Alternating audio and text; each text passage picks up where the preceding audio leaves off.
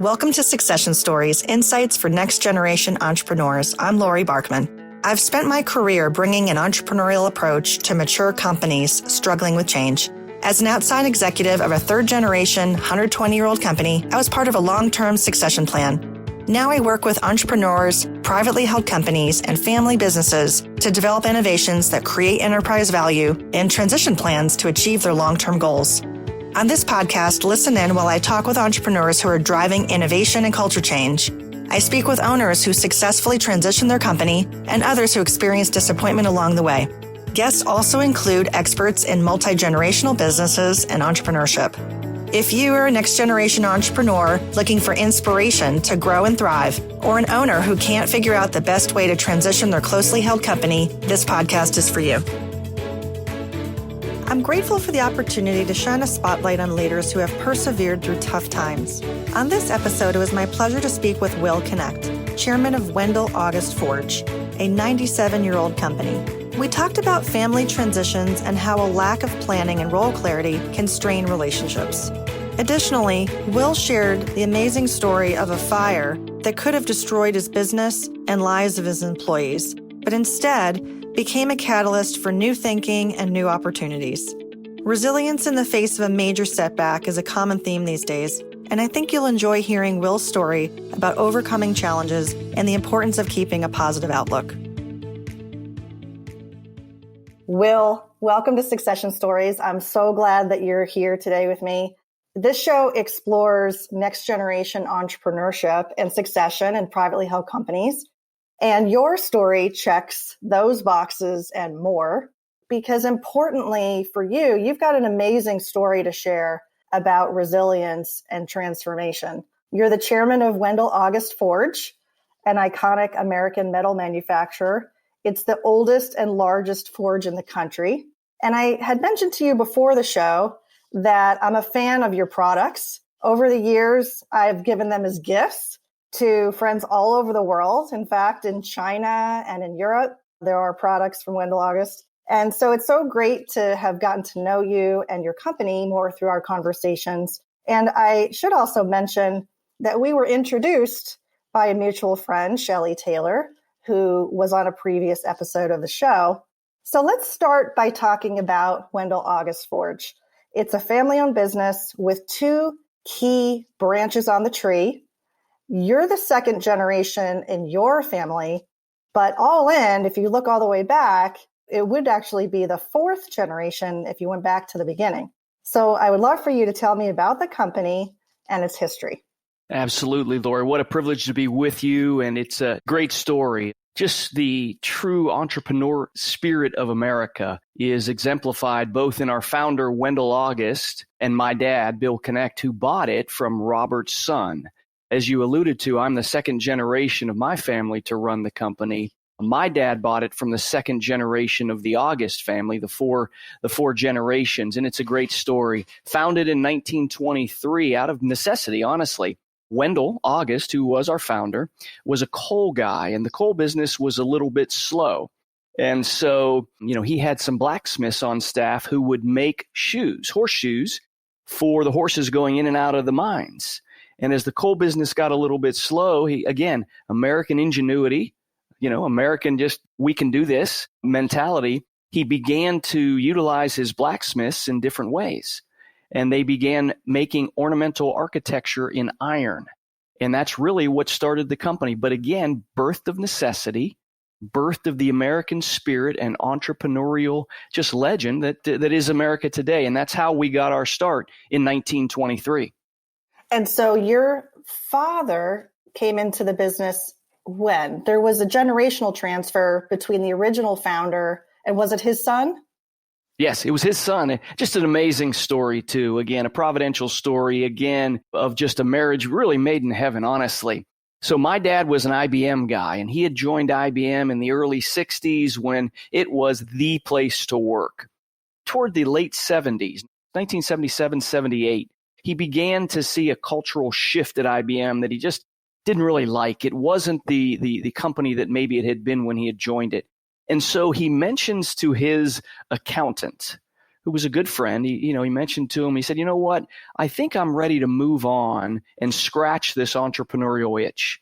And so I think I'd like to leave IBM. If you know of any small businesses for sale, I'd love to at least talk to the person selling. And so he plants that seed in early 78 with his accountant. And at the same time, unbeknownst to him, a guy named Bob August in Grove City, Pennsylvania, the son of Wendell, mentions to his accountant, I think I'm ready to move on. I've stewarded this well for my dad, but I think I'm ready to sell Wendell August Forge.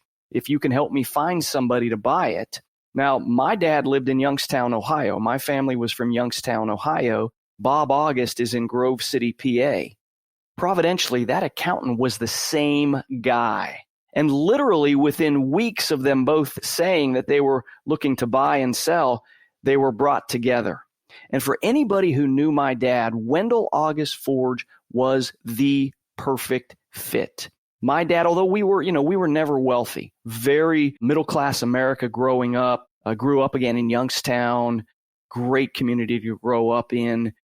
But he was a lover of fine things, and he would collect not a ton of things, but good things, whether they be antique furniture, antique clocks, pocket watches, coins. He loved the beautiful and the unique. And for anyone who knows Wendell August Forge, today we are still trying to carry on a tradition of creating beautiful and unique products made by hand in America. And so when my dad saw Wendell August Forge, went over to Grove City for the first time, the decision was made very quickly, and in a matter of weeks after he and my mother made the decision to leave IBM, my dad showed up in Grove City for his first day of work at Wendell August Forge, never having run a company. He had been in sales at IBM. And so for him, he jumped in feet first. It was a company teetering on the edge of extinction with hidden assets that my dad and just his creativity was able to explore and develop. And we still stand on his shoulders today. We could probably talk about your dad for the whole show. He sounds like a pretty interesting guy. He jumped in. Fascinating, man. Big Blue in the heyday, wearing the suits, and traded that all for a company with hidden assets. And I love how you talked about him, how he had a passion for the beautiful and the unique. Mm-hmm. And as you talk more about your company and what it does, that does sound like a great fit. So how long did your father run the company? He ran the company. It's pretty interesting. Again, pure entrepreneurial arc. At about 11 years, so this would have been 1989, I had just finished college at Wake Forest University. I get a call. I'm living in Hilton Head, waiting tables at a 5-star resort, making good money, living on the beach, having a great time. And he calls me 11 years in, and he says, Will, I'm thinking about selling the company and wanted to invite you and your sister to join us if you would like. No pressure. If you don't, I'll just go ahead and sell. But I wanted to give you the opportunity to come in and just try it. And he said, if you choose to try it, again, no pressure. Let's reevaluate in a year. And if it's something that you really feel passionate about, and I'll need you to feel passionate, let's see about making this a long-term career. And again, I was living the high life in Hilton Head, but it really was an opportunity to get involved in something that was really special in a way that had no pressure. My dad and mom never pressured me as a kid, never pressured my sister when we were growing up, that we felt that we were stuck and that we had to go into the company. And so the way they approached us was the same way. And the way it began that first year was, again, just typical of my parents, who were just awesome. Both have passed away since, but just awesome people. And so my sister and I both joined. She since left the company when she started a family. She and her husband are still intimately involved on our board. I had a conversation with our president and her husband yesterday. But it really is a great story, and it's an interesting story. And with the succession story, the stories that you promote on your amazing podcast, I think it's just great to unpack this. And it's been great talking to you in preparation for this and reliving, what we learned through the succession process. So my dad ran it for about 10 years, maybe 12 years after I joined. But in the late 1990s, So it had been about 10 years. I did become president, but he didn't bring me in with a silver spoon. I came in and literally, I love this story. I made more money waiting tables in Hilton Head than I made in my first 2 years at Wendell August Forge. I didn't come in with a silver spoon, move to an executive seat. I worked on the shop floor, had a boss that I reported to. My dad was extremely hands-off with that. And I was blessed to learn the business from the ground up and to really just be one of the guys. So I started in the workshop with our amazing craftsmen, just helping move product and getting orders out. And that's what I started doing. I worked in the sales room, in our stores, worked on the phones, did it all, again, making minimum wage for years.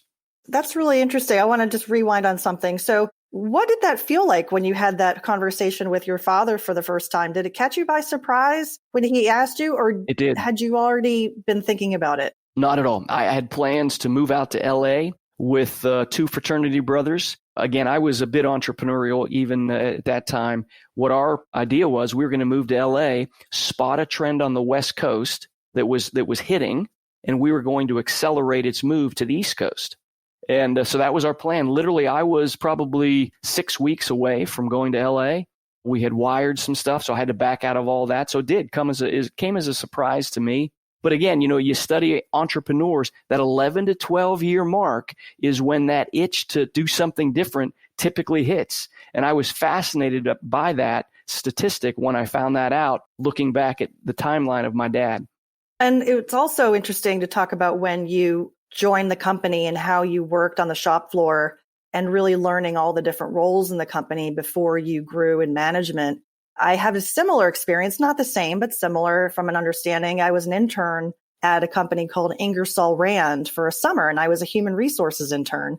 And the VPs in human resources insisted that I work on the shop floor for a few weeks to really understand. And I did testing in a ball bearings factory. And eventually, when I worked in a factory where we made road machinery, I got to know the folks on the shop floor really well. We had welders and painters. And I noticed on the Wendell August website that when you say our team, it features the engravers and the metal workers. Their pictures and their names are on your website. And I thought that that was really special. And it sort of ties in with what you just said about getting to know the roles really intimately, because it probably built a lot of trust and credibility on your end.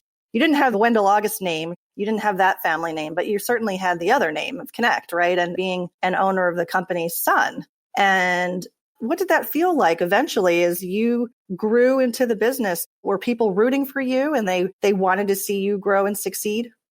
Well, I don't know. I mean, I made every mistake in the book. I was a cocky college graduate, and if you'd talk to some of the people that I worked with, hopefully they thought I was a nice guy, but I did make a lot of mistakes, learned a lot.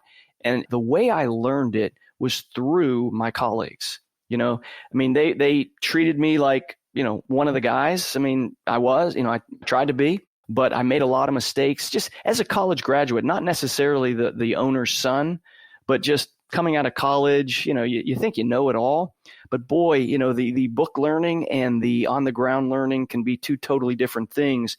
And, over a period of time, I hope I learned humility and that I could learn so much more from the people I work with than I could actually give them. And, you look at our company and you look, there's a reason why our artisans are featured. They're our heroes. What makes Wendell August different is not me. Nothing about me.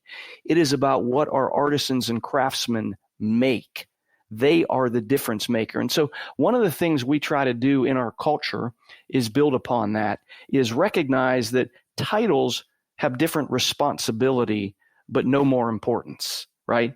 A salesperson in the retail store is as important as I am. And our job is to do our job with excellence. That salesperson has more interaction with our customers than I do, and makes more of an impact than I do on our brand. And so, as chairman, I have a certain role, strategic guidance, working with our president. That's my role. I hope my colleagues hold me to a standard of excellence in that role.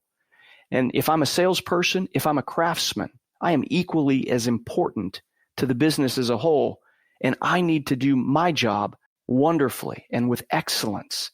And when we do that, that's when a business hums. And so I learned that from just working through mistakes and growing and learning and recognizing the talent around me was just astounding. So long answer to your question, but made a lot of mistakes, learned a lot, and recognized that we're one. Look at our physical bodies. It's one body, right? But when my hand is not where I burned my finger last night and it's bothering me.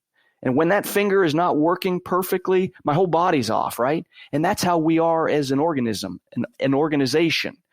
When one area is not firing on all cylinders, we're all off. And so anyway, I digress a bit, but very passionate about the fact that a business, we're all important, and there's no one more important than anyone else. Understandable completely, especially when you've been with the company so long. It's part of you. It's part of your family. And I know we'll talk about this in a moment about when something is hurt in the business, how it affects everyone. So I'm sorry you burned your finger, but maybe it's an interesting segue and analogy we'll get to here in a moment. I want to talk about when your father retired. Yeah. And that day, if you recall back, I guess maybe, was it 20 years ago now? And what that felt like. What was your first day like as a CEO? You had been in the company, you had grown, you had made mistakes, you'd learned, and now you're in charge. Now what? Yeah, very interesting question, because it wasn't a smooth or seamless transition. My dad didn't just retire and then not show up. He knighted me as president. He moved into the chairman role and CEO, but still periodically would show up.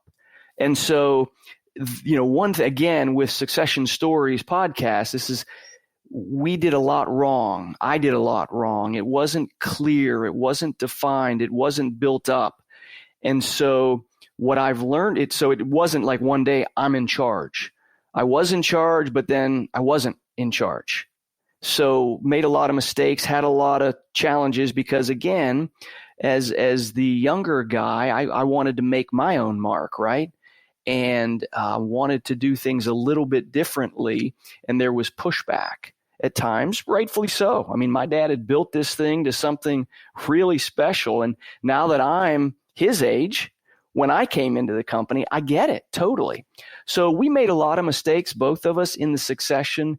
And again, I think that's so great. One of the such an important thing about what you're doing is so people can learn from, either great succession moves or maybe a little bit rocky succession moves. Ours was more rocky, not as clear, not as defined, not prepared, still infighting.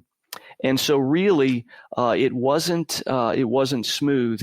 Really, again, unfortunately, when it became very clear was when my father was diagnosed with cancer. He was diagnosed with pancreatic cancer in 2001. And at that time, his perspective totally shifted. And it was at that time the true knighting came on, and it was clear that this was, my role was now as the leader, and a very difficult circumstance for that to occur. But that was the time when the true break occurred.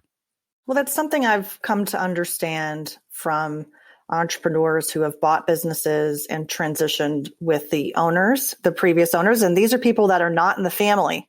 I just had an episode recently where we talked about this, more than one episode where we've talked about this. Chris Sinkar is one example, where when he was 26, he bought the company from a man who could have been his father's age or was his father's age, and what that transition was like. And it was longer in retrospect than it should have been. For me, myself, when I transitioned as part of a succession within a company to succeed someone who was retiring, he was setting up his office 3 doors down from me in the same hallway.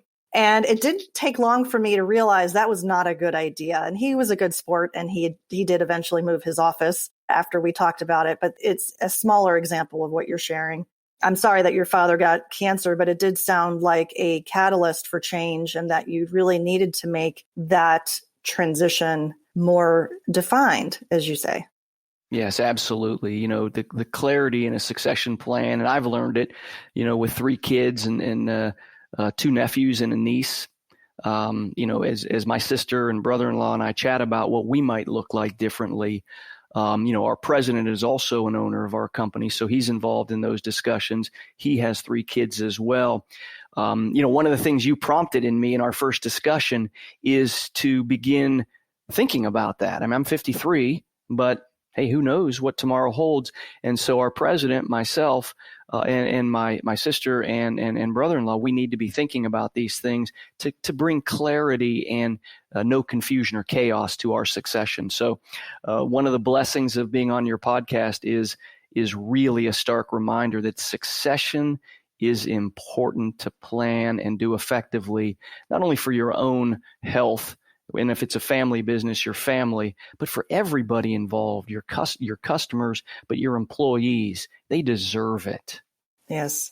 I'm so glad that that's stimulated the conversation in your company. I understand it can take 3-7 years. It's not something you rush to figure out tomorrow. It's unfortunate when those circumstances do occur. And I think that's essentially what you're trying to do, is plan ahead so you don't have to make any rash decisions, in an unfortunate way. So I'm so glad to hear that you and your company are talking about that. And I'm glad to have played some sort of part in that. I want to talk now about your story that you share when you are doing speaking engagements. You're a public speaker. You talk about this story and it is out there. And so I know it's probably a timely one, a timeless one, in fact, because you talk about how adversity is the seed for success. And it's, again, I think a timeless message, especially now with the challenges related to COVID-19. What was the setback that you and your company experienced? Yeah. So, 2008, the economy tanking really hit us hard, and we were fighting, as many companies obviously at that time we were fighting for survival. January 2009, we had to let go about 40 people. Boy, was that painful.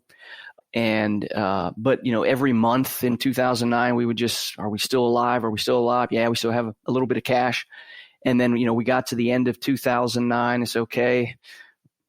Prayerfully, hopefully this is, the worst is behind us.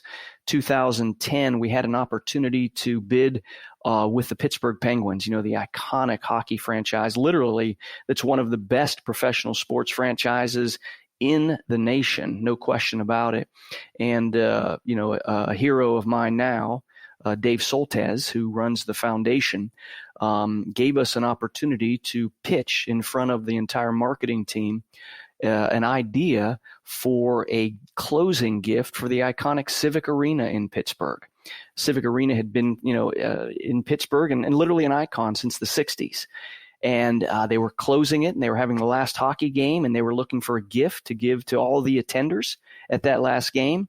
And so we got in, and on March 4th, 2010, our now president, Christian Warner, and I went in. He was head of business development at the time. And we made a pitch to make tickets, aluminum tickets by hand for 18,000 fans. And Laurie, this would have been what was to be the largest order in our history. Went in, make a bit of a long story short, gave it everything we've got. Because to us, still struggling from the financial crisis in 2008, 9, and 10, this would have been a shot in the arm and a little bit a kick in our step that we're going to be okay. And so this was a 6-figure order. Wow, this is big for a little company. And we went in, gave it all we got, and we got word that afternoon, March 4th, that we actually got the job. And we were thrilled. But we only had 4 weeks to pull it off because the last game was in early April. I believe April 7th. But so we went back the next day and we had an all-hands meeting. We brought everybody together and we said, guys, we got the order. And literally applause breaks out because we had all been, breaking a sweat over this last year, trying to just keep us alive. And we really coalesced as a family during that time. But little did we know what we had gone through in 08 and 09 was nothing in comparison to what we were about to go through. So Friday, the 5th of March, 2010, we get an all hands and we begin the process of making this order. March 6th, which is a Saturday morning, I go into the office. And as I go into the office, some customers need some product. I say, I'll deliver it. So raise my hand, deliver. I go out with some packages to make a delivery. I get a phone call as I'm getting out of my car to make the delivery. Will, come back, the forge is on fire. And at that point, I'm thinking, Laurie, to be honest with you, a little fire. I go in, make the delivery, I come back out, and I get a call from one of our craftsmen. Will, the forge is on fire. It is burning to the ground. Get back here now.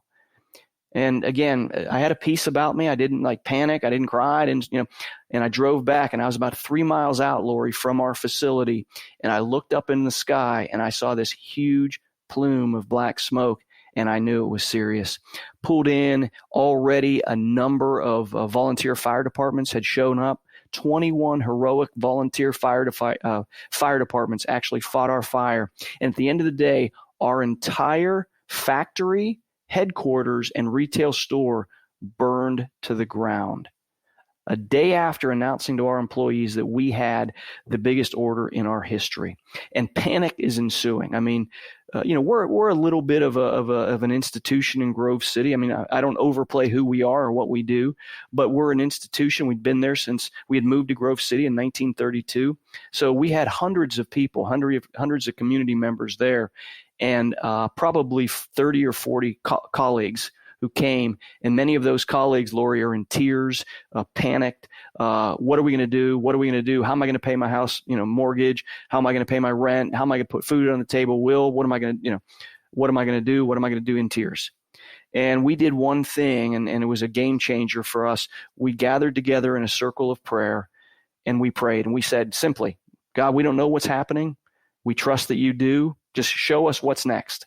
Amen.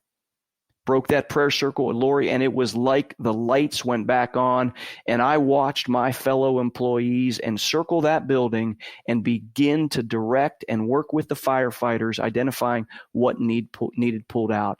And so that was, and I was like a bit player in a movie, just standing around watching everything happen, and I was just amazed at just how God had worked through the amazing people I worked through to begin rebuilding that moment.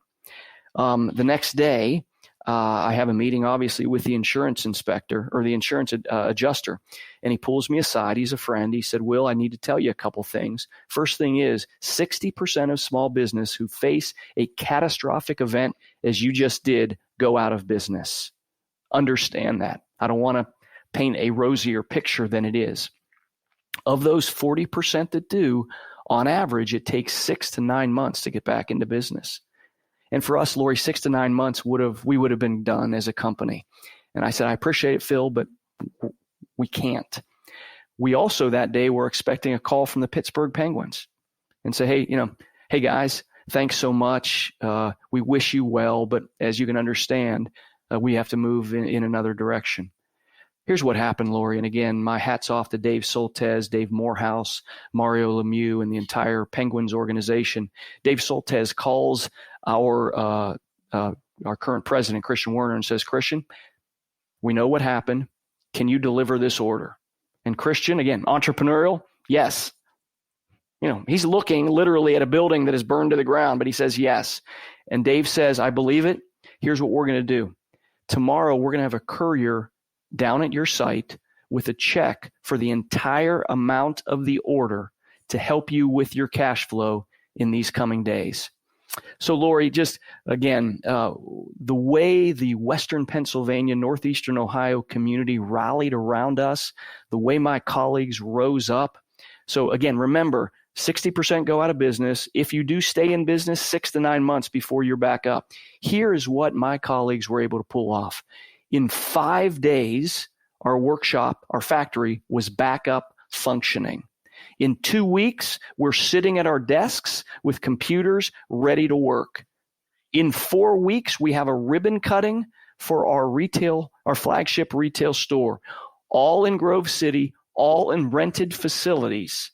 And we were able to recover. And next to the birth of my kids, one of the proudest moments of my life is when I had the opportunity to drive down to Pittsburgh and deliver 18,000 tickets in 4 weeks, handmade, so that the Penguins could honor their fans at that last game.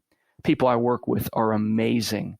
And, the refiner's fire in metal to make gold or silver or even pewter, the pure metal that it needs to be to make it into something else. You melt it and you allow the dross to rise to the top.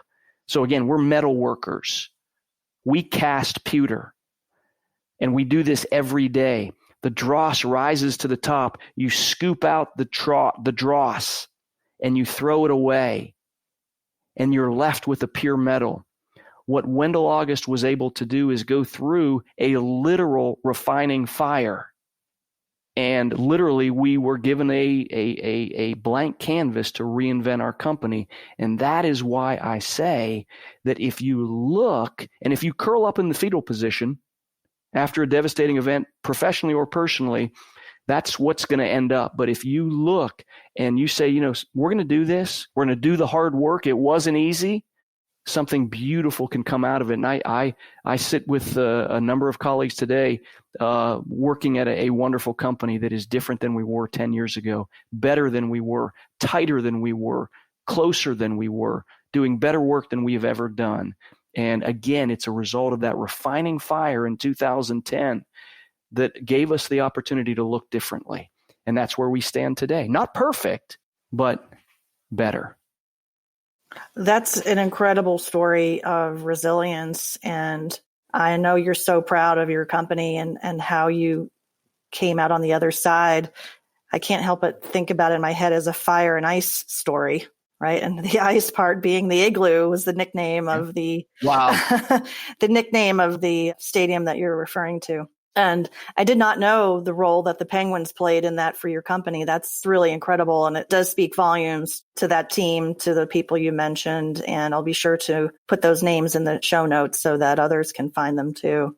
That is again, a story of resilience. It's a story of transition. It's a story of growth. And I think particularly at this time when so many companies are dealing with change because change has been thrown upon them from the pandemic and the mandated closure. I've been thinking about one of my favorite quotes, and I know that one of your talks is about change. And one of my favorite quotes comes from my former boss. He was a chairman of the company, and he had a sign above his door that said the following: there are people who make things happen. There are people who watch things happen, and there are people who wonder what happened. And he used to ask, especially when things weren't going right, he would say, well, which one are you? And of course, I would say, well, I'm somebody that makes change happen. Now, the original quote is from an astronaut, Jim Lovell. And I think that you have a passion for a similar quote. I was wondering what advice you would give to business owners who have that need to transform their business, but don't quite know where to start. Obviously, we're recording this during the throes of the coronavirus, but this will be an evergreen podcast. So just to put it in perspective, we're dealing with the coronavirus at this time as we record. And I would say, the most important thing is for us, because again, for us, this was just another curveball thrown at us.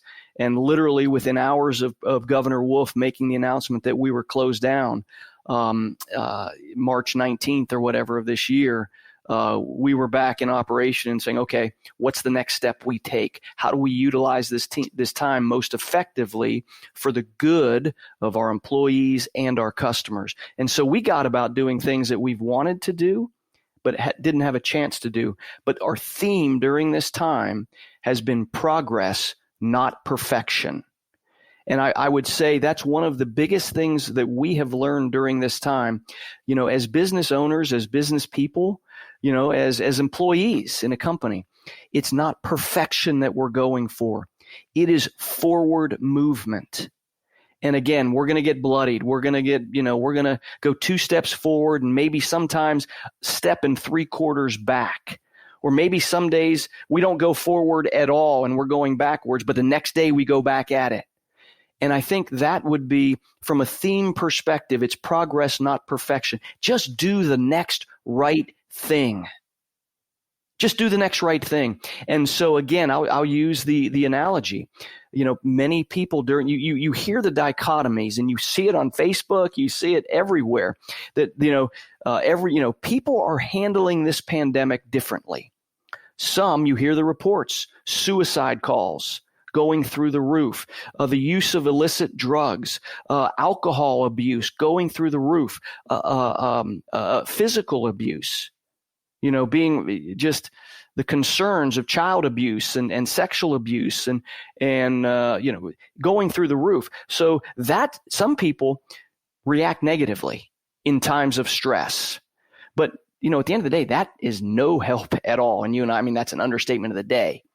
But the other people you see on Facebook, they're re-engaging with their families. They're looking at they're pivoting. They're making masks now, right? They're making the ventilators now. They're adjusting to the new normal. And is it perfect? No. But they're doing the next right thing that they know of right now. So, those would be the first two things. Progress, not perfection. Do the next right thing. And if it's not the best thing after you do it, review what happens and do something different. But keep going keep bloodying your face. It's not easy work. It's hard work to get through something extremely difficult, whether it be a refining fire or whether it be a pandemic. It's not easy. But we've got to do the hard work. And as business people, and if you're in a leadership position in a company and listening to this podcast, you're called to lead. And it's not easy. You've got to make the tough calls. You've got to do the hard things. You've got to soldier through. Progress, not perfection. Do the next right thing and keep going. Keep going. And you got to have a circle. I've got a circle of folks that, our president and I, we are good buddies. We talk all the time. We're each other's business stress relievers. But when he goes in front of our company, he is a picture of steadiness, of confidence, of positivity. Does he feel that way all the time? Heck no. He'll call me and say, oh my gosh, now what are we going to do? Or I call him, oh my gosh, can you believe this happened? But we work that through each other. And in front of our colleagues, he is a picture of strength, and that's leadership. But our feelings and the emotions we go through as business owners or executives or managers or employees, they're real, but they don't have to be the truth.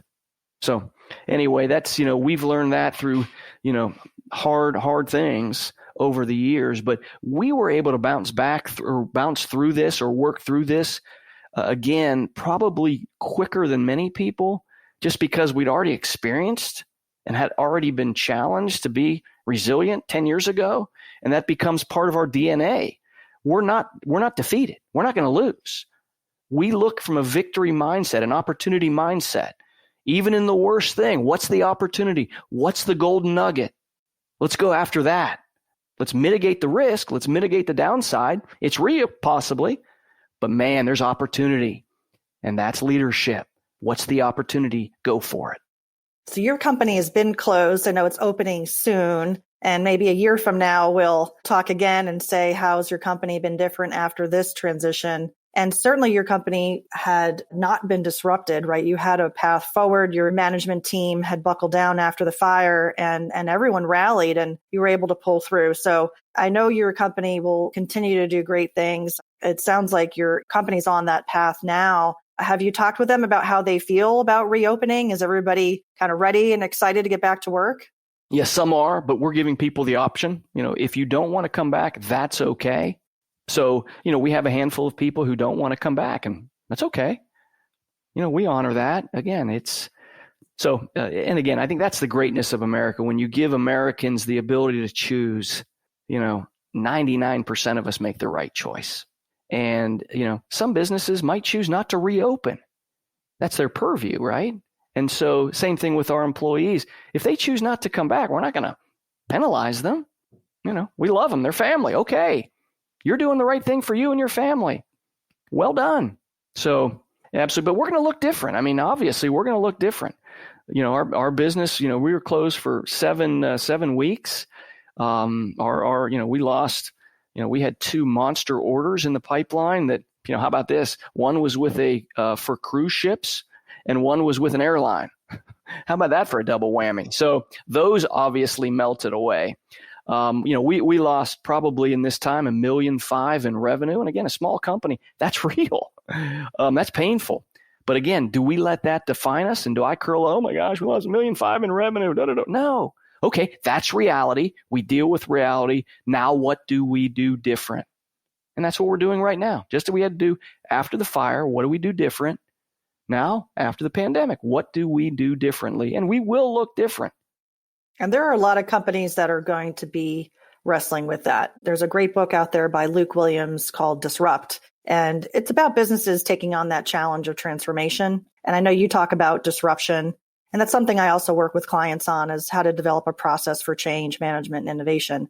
And I think one of the outcomes of the pandemic is it is forcing that disruption curve to be accelerated, right? Think of how many businesses and independent people, whether you're in health and wellness, right? Everything's gone digital overnight. And the adoption by the consumer and the understanding of how things work online, that curve has gotten much, much more truncated. And so I think, just sort of to put a closure on this part of the interview, one of the things that I think about is this phrase, navigate the now, plan for the recovery, and shape the future. So it seems as like, your company is positioned to do that. And again, I wish you all the success going forward. I want to switch gears to your family and some of the things you do on the side for fun. And you have 3 children, right? Are they teenagers? Do you think that any of them are starting to think about their career? Or if any of them expressing any interest in the business? Yeah, I've got 3 rock star kids. My oldest is 25. He's a director. He's a film guy. Guy's a creative genius. He's awesome. He's up in New York, in Brooklyn, just killing it. He has no interest in the company outside of he really loves it. I was able even this week to give him a Wendell August. He's a fly fisherman, and my dad was a fly fisherman. And one of our craftsmen made my dad a Wendell August fly fishing tackle box. I was able to give it to my 25-year-old son a couple weeks ago. Just thrilling. So he has no interest, and he's just doing so well. So proud of him. 20-year-old son Cameron's in D.C. in college. He's a political guy. And so, his dream is to be the chief of staff for a senator. And so he is pursuing that angle at this point. Again, probably not going to come back to the company. We've talked about it. And, I don't see at this point really a desire there. And then our youngest is 16. And she could possibly, we've actually chatted about it. And she loves it. Every summer we're working. She comes and works for a week, and she loves it. She's excited about her trip to Wendell August this summer and spending a week working there. But again, not going to put any pressure on her at all. But 3 kids, again, as you know, Laurie, our kids are all unique, and I want to model the no pressure model that my parents had, but then tweak it a little bit if any of my kids or my nephews or nieces or Christians, our president's kids, want to get involved. We're going to do it a little bit differently than maybe with my sister and me. And you have the benefit of hindsight on that, which is helpful. And one of the things that you talk about is your bigger why. And I was wondering if you could share what your why is that you've discovered and what's important to you. Yeah, what's important to me, my passion is, and again, I'm a politically incorrect guy, so I'll just give you that heads up now. My passion is Jesus and the Bible. And so my bigger why is understanding that and again, I had the perspective from a fire. If you think about, if you looked at me personally, before the fire, I had security, I had money, I'm not a good looking guy, but I had health. And then when the fire comes and it burns everything that, you held as security to the ground, you realize the temporal nature that we live in. And for me, my bigger why is eternity, not just here. And so, when we're doing a weekly call with our employees even now, just to keep everybody abreast of, we've been doing it for the entire 7 weeks. Our president has been masterful in being open, honest, transparent, where we stand, what we're doing. Fantastic job. But we always end with prayer requests. We all, and we've had a number of prayer requests that have been offered up. We give our everybody has our cell phones. So, hey, if you have a prayer request, you want to pray, give us a call. So for me, my bigger why is eternity, not here. And, and I have to check myself, Laurie, on this all the time. I don't want to be wrapped up in stuff. I have been blessed with an amazing company to steward and, financial resources that not everybody has. But if I invest those in temporal stuff, I can just go back to my picture of the fire. It's all going to burn away. And so to me, my bigger why is to challenge other business leaders and men to live a bigger life than just the here and now, just for living a bigger life than just for stuff, because stuff never fulfills. And so that's my bigger why. That's an important one. And so last question for you. I like to ask all of my guests if they have a favorite saying or mantra regarding entrepreneurship. Absolutely. And again, it aligns very, very much with yours, but it's Teddy Roosevelt's famous, "It's not the critic who counts," quote that is just iconic. It's the guy who's been in the battle, whose face is bloodied and dirtied. You know the quote that I'm speaking of. And I have a plaque of that's up. And again, I had adopted that, probably 25 years ago. Little did I know that my face would literally be blackened with ash from a fire, and that we would be fighting through those things and I'd be in the trenches. But again, I am reminded by that quote that we should dare to do big things, do important things, do critical things, but not be afraid of mistakes, not be afraid of failure, but build on failure. And again, back to the succession story. I'm able to see what I did incorrectly in the succession between me and my dad, and also to take an objective look at how now in my dad's role, I can do it differently. That wasn't a great seamless thing, but I can learn from it, and I can take that, not a failure, but just mistakes, and now build on those. And I think Teddy Roosevelt's quote just is so good. Don't be afraid to mess it up. Don't be afraid of failure. Don't be paralyzed. Don't be paralyzed in this time. We can personally, right? People are there are people that are, going to the alcohol and those things we talked about, but there's also people taking online classes, exercising more, learning to cook healthy, investing in their families more, all positives. And I think that's what we can take from this. And that's what I take from my favorite quote of Teddy Roosevelt. It's not the critic who counts, because those who attempt good things, those who attempt great things, there will always be those people naysaying and always be those people criticizing. They don't count. Go for the dream you have. Go for the bigger why that's important to you. Go, in your business. What is it that you really want to become that makes sense? Go for it. And then dust yourself off when you make mistakes and go forward. So that's my favorite quote, and that it really has great meaning. And again, as many mistakes as I make every day, I've got to live by that, because I would be paralyzed by mistakes. So I just want to keep growing, keep learning, keep developing. I want to be more the man that God's called me to be, and I want to be a good father. I want to be a good colleague at work, and I want to do what I'm called to do and steward the gifts and talents and the opportunities I've been given to the fullest amount. Will, thanks. This has been a really special conversation. I've really enjoyed getting to know you. Thank you for sharing your story, your wins, your challenges, how you forged through a very difficult time, and how your company is going to continue to do that. Thank you for sharing so many things. And you just ooze positivity. I just found it kind of interesting and funny that your LinkedIn address is your name - let's go. And, I think that that's a great place to end, is just a note of positivity. So again, thank you so much for being on Succession Stories. It's been great talking to you. What an honor, Laurie. Thank you for having me. Thanks for listening. I hope you enjoyed the episode. 3 things before you go. 1, follow Succession Stories podcast on LinkedIn. Join the community to share feedback, submit questions, and ideas for future episodes. 2, if you want to develop a roadmap for your business to innovate, transition, or grow, message me, Laurie Barkman, on LinkedIn about VIP consulting. And 3, If you enjoyed the episode, hit 5 stars in Apple Podcasts and share with friends in Good Pods. Thanks again for tuning in.